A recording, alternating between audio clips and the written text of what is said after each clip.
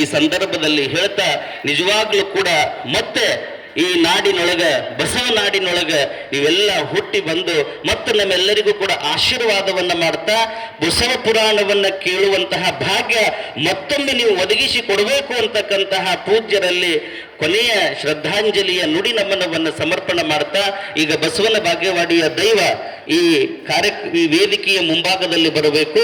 ಕನ್ನಡ ರಾಜ್ಯೋತ್ಸವ ಪ್ರಶಸ್ತಿ ವಿಜೇತರಾಗಿರುವಂತಹ ಬಸಪ್ಪಣ್ಣ ಹರವಾಳ ಬಾಗೇವಾಡಿಗೆ ಬಂದರು ಅಂತಂದ್ರೆ ನಮ್ಮ ಬಸಪ್ಪಣ್ಣನನ್ನು ಕರೆದು ಒಂದು ಹಾಡ ಹಾಡಿಸಿದ ಮ್ಯಾಗ ಅದನ್ನ ಕೇಳಿ ಆಶೀರ್ವಾದ ಮಾಡುವಂಥದ್ದು. ಇವತ್ತು ಅವರ ಆಶೀರ್ವಾದದ ಬಲದಿಂದನೇ ಈ ವರ್ಷದ ಕನ್ನಡ ರಾಜ್ಯೋತ್ಸವದ ಜಾನಪದ ಪ್ರಶಸ್ತಿ ಯಾರಿಗೆ ಸಿಕ್ತು ಅಂತಂದ್ರೆ ಅದು ಬಸಪ್ಪಣ್ಣ ಹರವಾಳ ಅವರಿಗೆ ಸಿಕ್ಕಿದೆ.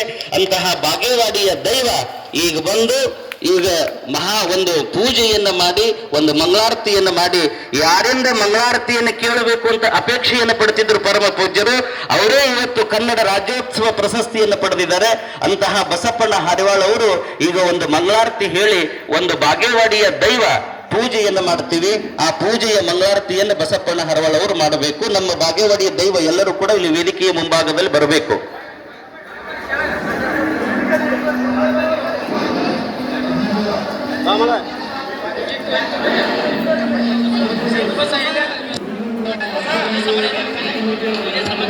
ಹಲೋ,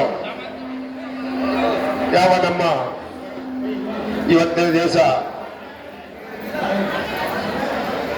ಮುರುಗೇಂದ್ರ ಮಹಾಸ್ವಾಮಿಗಳು ನಡೆದಾಡಿದ ದೇವರು ಹೇಗಿದ್ರು ಅವರು ಇವತ್ತು ನಮ್ಮನ್ನು ಅಗಲಿ ಕಾಕೊಂತ ನಮ್ಮ ಎಲ್ಲ ಶರಣ ಭಕ್ತರಿಗೆ ಈ ವೇದಿಕೆ ಮೇಲೆ ಇದ್ದಂಥ ಎಲ್ಲ ಪರಮ ಪೂಜ್ಯರಿಗೆ ನನ್ನ ದೀರ್ಘದಂಡ ನಮಸ್ಕಾರ ಹೇಳ್ತಾ ಇಲ್ಲಿ ಆಗಮಿಸಿದಂಥ ಎಲ್ಲ ಶರಣರಿಗೆ ನನ್ನ ಶರಣಾರ್ಥಿಗಳು.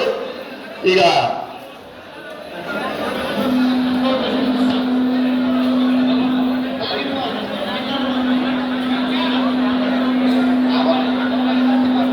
ಇದೀಗ ಎಲ್ಲರಿಗೂ ಸೂಚಿಸುವುದೇನೆಂದ್ರೆ ಎಲ್ಲ ಪರಮ ಪೂಜ್ಯ ಮಹಾಸ್ವಾಮೀಜಿ ಅವರು ಇದೀಗ ವಿಭೂತಿ ಧಾರಣೆಯನ್ನು ಮಾಡಿದ ನಂತರದಲ್ಲಿ ಪರಮ ಪೂಜ್ಯರ ಲಿಂಗ ಶರೀರವನ್ನ ನಾವು ಎತ್ತಿಕೊಂಡು ಒಯ್ದು ವಾಹನದಲ್ಲಿ ಇರಿಸ್ತೀವಿ.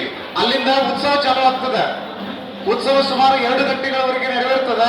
ಉತ್ಸವ ಮುಗಿದ ಮೇಲೆ ಅಲ್ಲಿ ನಮ್ಮ ಲಿಂಗಾಯತ ಧರ್ಮದ ವಿಧಿವಿಧಾನದಂತೆ ಪರಮ ಪೂಜ್ಯ ಮಹಾಸ್ವಾಮೀಜಿಯವರ ಅಂತ್ಯಕ್ರಿಯೆ ನೆರವೇರ್ತದೆ. ನಾವು ದಯವಿಟ್ಟು ಸೂಕ್ಷ್ಮವಾಗಿ ಗಮನಿಸಬೇಕು. ಅಲ್ಲಿ ವಾಹನವನ್ನ ಅಲಂಕರಿಸುವಂತವರು, ವಾಹನ ಶೃಂಗಾರ ಮಾಡುವಂತವರು ಆದಷ್ಟು ಬೇಗ ನಿಮ್ಮ ಕೆಲಸ ಮುಗಿಸ್ರಿ. ಈಗ ನಾವು ಎಲ್ಲ ಪರಮ ಪೂಜ್ಯರು ಇದೀಗ ವಿಭೂತಿ ಧಾರಣೆ